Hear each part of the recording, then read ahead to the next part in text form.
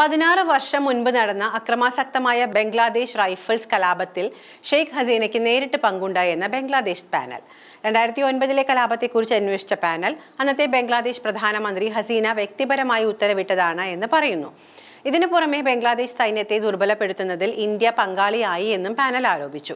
എന്നാൽ ബംഗ്ലാദേശ് മുൻ പ്രധാനമന്ത്രി ഷെയ്ഖ് ഹസീനയെ അധികാരത്തിൽ നിന്ന് പുറത്താക്കി ഒരു വർഷത്തിലേറെ പിന്നിടുമ്പോൾ സൈനിക മേധാവി ജനറൽ വാക്കർ ഉസ്മാനും ഇടക്കാല നേതാവ് മുഹമ്മദ് യൂനസിനുമെതിരെ ഗുരുതര ആരോപണങ്ങളാണ് മുൻ ആഭ്യന്തരമന്ത്രി അസദുസ്മാൻ ഖാൻ കമാൽ ഉന്നയിക്കുന്നത്.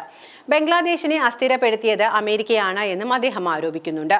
കഴിഞ്ഞ വർഷം ഹസീനയെ അധികാരത്തിൽ നിന്ന് പുറത്താക്കിയതിനെ തുടർന്ന് നടന്ന അക്രമാസക്തമായ ബംഗ്ലാദേശ് റൈഫിൾസ് കലാപത്തെക്കുറിച്ച് അന്വേഷിക്കാൻ മുഹമ്മദ് യൂനസിന്റെ നേതൃത്വത്തിലുള്ള ഇടക്കാല സർക്കാരാണ് കമ്മീഷൻ രൂപീകരിച്ചത്.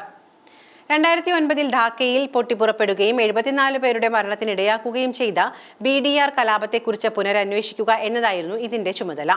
ഹസീന അധികാരത്തിൽ തിരിച്ചെത്തിയതിന് ഏതാനും ആഴ്ചകൾക്കുള്ളിലാണ് ഈ സംഭവം നടന്നത്. കൊലപാതകങ്ങൾ ആസൂത്രണം ചെയ്തത് ഹസീനയാണ്.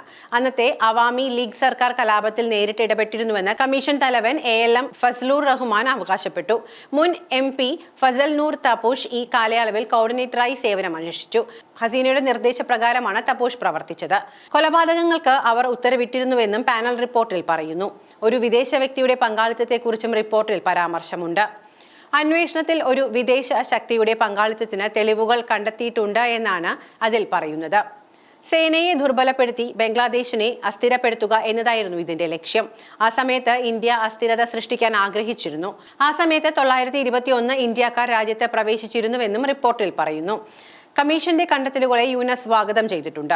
പാനൽ റിപ്പോർട്ടിലൂടെ സത്യം ഒടുവിൽ പുറത്തു വന്നു എന്നാണ് അദ്ദേഹം പറഞ്ഞിരിക്കുന്നത്.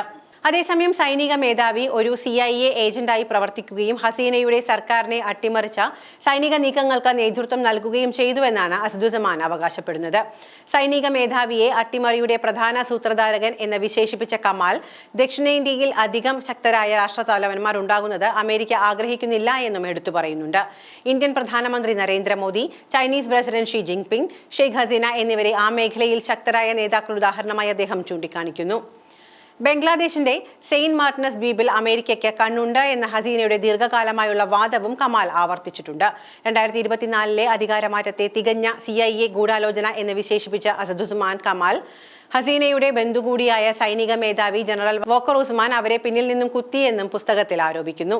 എന്നാൽ സൈനികരുടെ ശമ്പളത്തിലും ചികിത്സയിലും ദീർഘകാലമായി നിലനിന്നിരുന്ന അതൃപ്തിയാണ് കലാപത്തിന് കാരണമെന്നാണ് ഹസീനയുടെ സർക്കാരിനു കീഴിൽ നടത്തിയ മുൻ അന്വേഷണങ്ങൾ പറയുന്നത്. അതേസമയം നിലവിലെ കമ്മീഷൻ വ്യത്യസ്തമായ ഒരു കഥയാണ് ഇപ്പോൾ അവതരിപ്പിച്ചിരിക്കുന്നത്. എന്നാൽ ഈ റിപ്പോർട്ട് ഹസീനയുടെ പ്രശ്നങ്ങൾ കൂടുതൽ വഷളാക്കും. ഹസീന നിലവിൽ ഇന്ത്യയിലാണ് താമസിക്കുന്നത്. എന്നാൽ ധാക്കയിൽ അവർക്കെതിരായ കേസുകളുടെ എണ്ണം ദിനംപ്രതി വർദ്ധിച്ചുകൊണ്ടിരിക്കുകയുമാണ്. മനുഷ്യത്വത്തിനെതിരായ കുറ്റകൃത്യങ്ങൾ എന്ന കുറ്റത്തിന് നവംബർ 17 ധാക്ക കോടതി അവരെ ശിക്ഷ വിധിക്കുകയും കോടതി അവരെ പിടികിട്ടാപ്പുള്ളിയായി പ്രഖ്യാപിക്കുകയും ചെയ്തിരുന്നു.